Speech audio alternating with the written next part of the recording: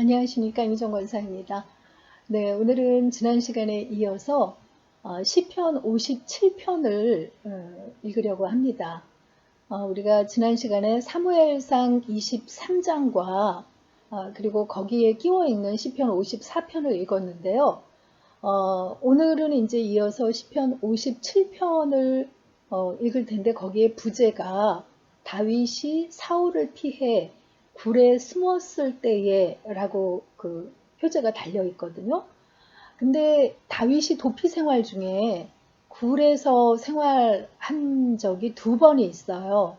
사무엘상 22장에 그 다윗이 그 아기스 왕을 피해서 다시 나와가지고 아둘람 굴에 살았다고 했잖아요. 그때 이렇게 억울함을 가진 사람들이 많이 모여서 그 400명가량이 모여 살았다라고 기록을 했죠.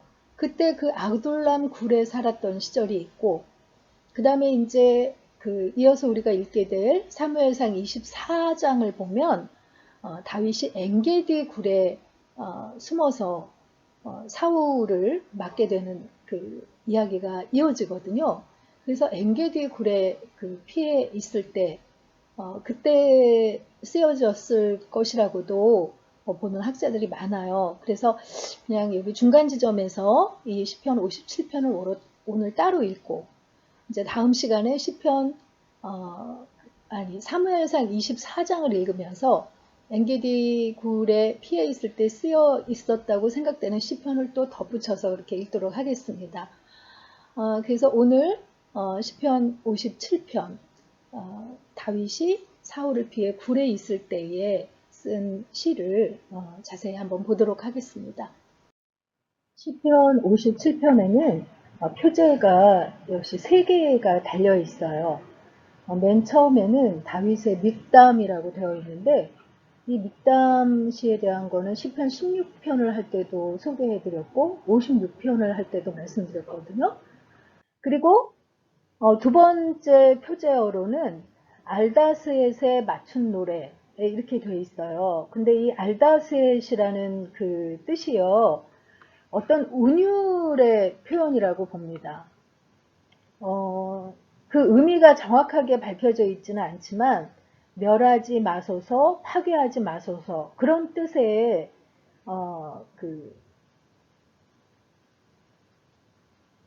그런 뜻을 나타내는 운율의 표현이라고 보는 거죠. 그러니까 자신의 힘들고도 처량한 처지를 외면하지도 버리지도 무너뜨리지도 마시고 지켜주시고 보호해 주시기를 간곡하게 바라는 그런 곡조로 이렇게 생각하고 있습니다.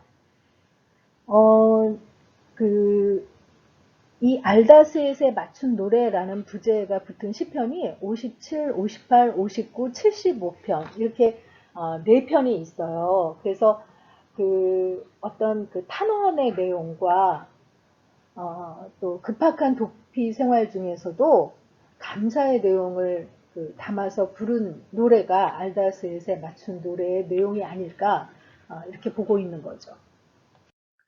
그리고 앞에 소개하는 말에서도 그 말씀을 드렸는데 또 표제어가 다윗이 사울을 피하여 굴에 있던 때라고 되어 있거든요. 근데 그 다윗이 굴에 있던 때가 그 22장에서 아둘람의 그 굴에 있을 때 원통한 자들이 다 모여들었던 그 때가 있었고, 그 다음에 이제 우리가 이 시편 57편을 마치고 나면 시편 24, 사무엘상 24편 4장으로 들어가는데 24장에서는 23장 끝에서 엔게디 광야로 올라갔다고 되어 있잖아요. 그래서 엔게디의 굴에 숨어 있는 그런 이야기가 그려져 있거든요. 다윗의 도피 생활 중에 대표적인 그 굴이 이렇게 두 부분이 나오는데 그냥 사울을 피하여 굴에 있던 때 했으니까 이 둘 중에 어느 굴에 있는지는 확실치 않아요.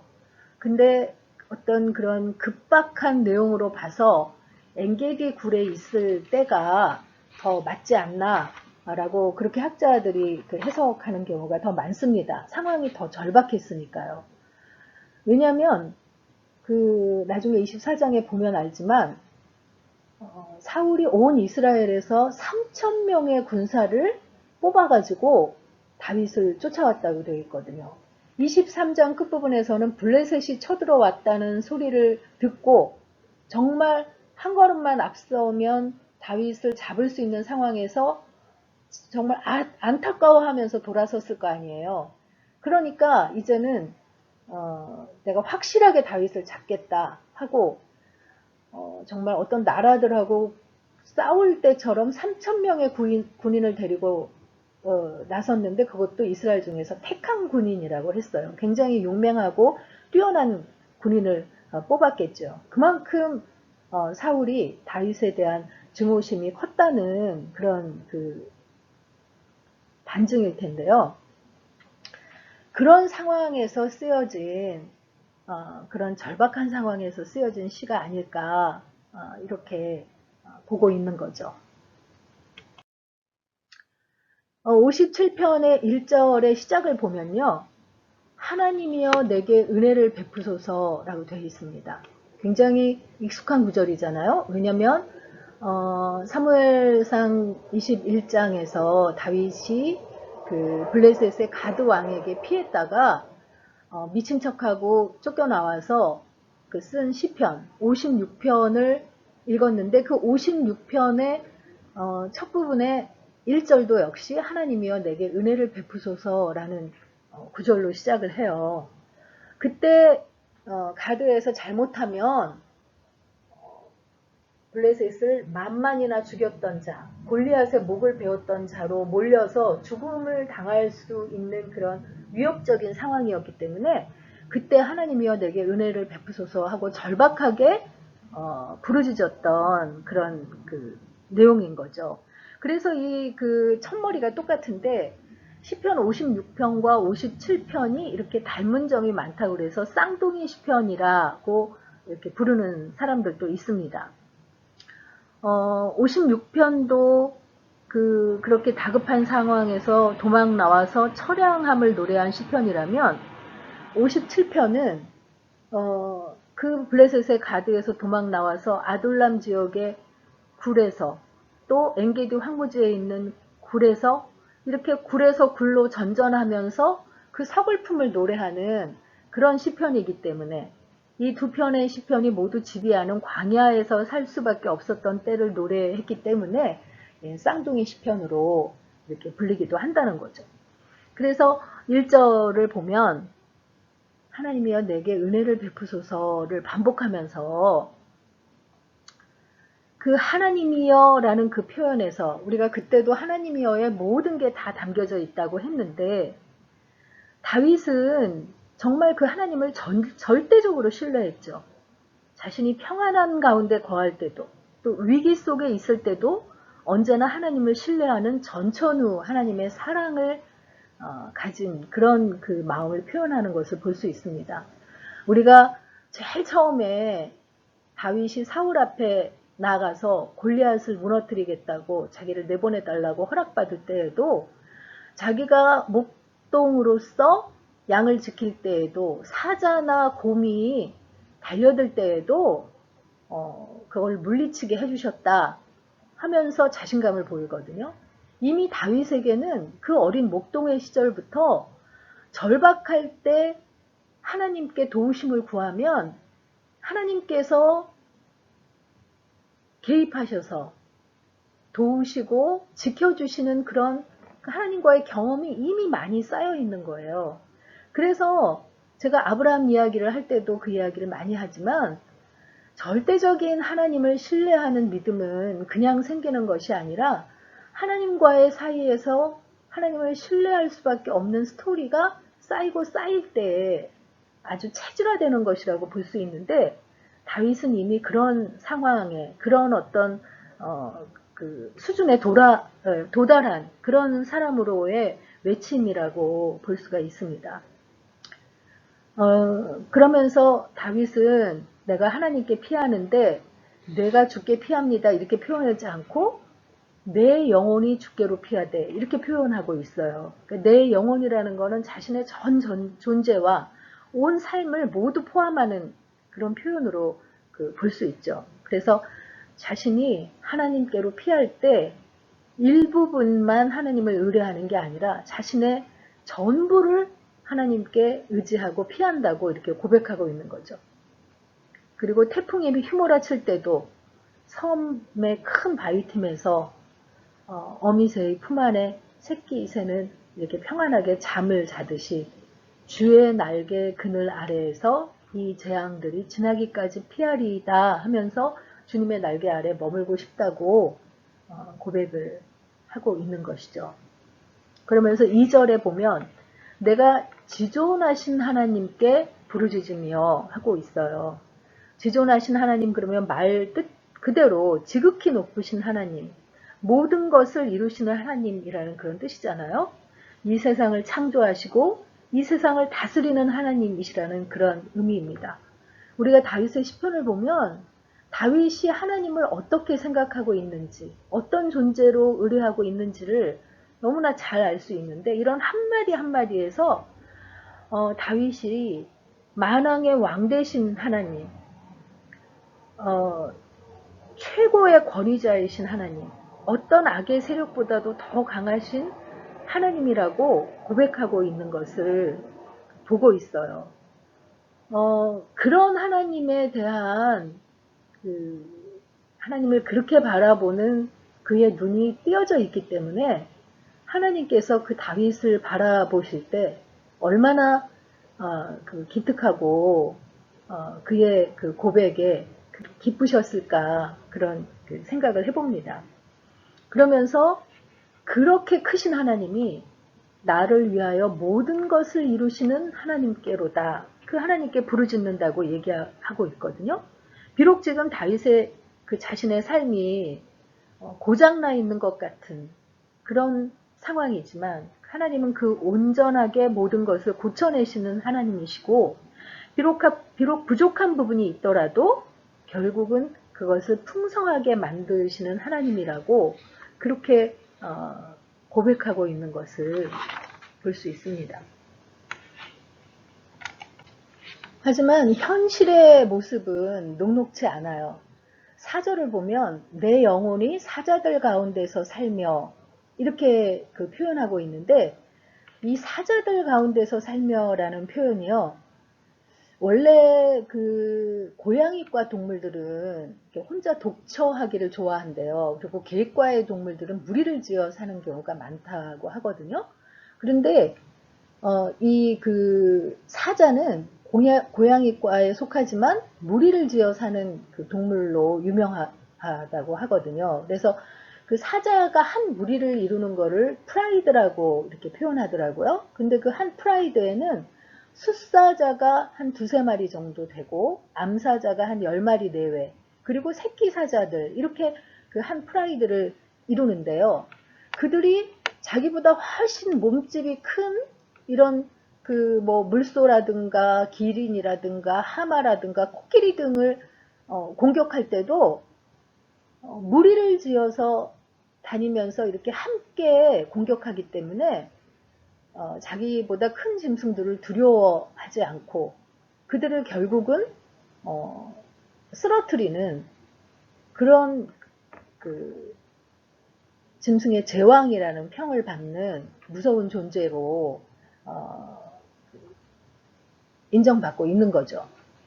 이 다윗이 내 영혼이 사자들 가운데에서 살며 라는 표현은 이런 무리 지은 사자들, 굉장히 두렵게 여겨지는 끊임없이 자신을 겨누고 있는 그런 대적들 가운데서 자기가 살고 있다 하는 그런 표현으로 보고 있습니다.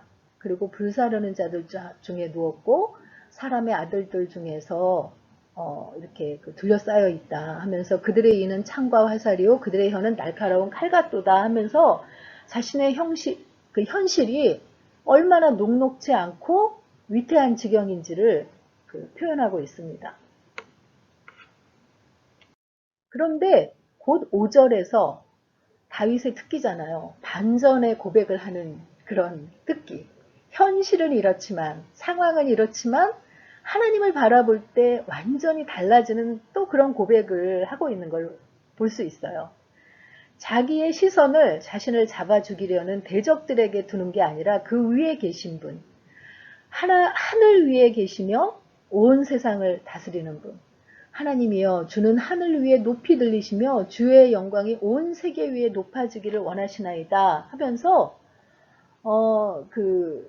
온 세상을 다스리는 하나님께로 시선을 옮기는 거예요. 이 시편 57편의 5절은 마지막 구절인 11편에 똑같이 반복되고 있거든요. 자신의 상황을 집중하지 않고 하늘 위에 높이 들리시며 온 세계의 주의 영광이 높아지는 그런 하나님께로 돌리는 그런 고백을 하고 있습니다.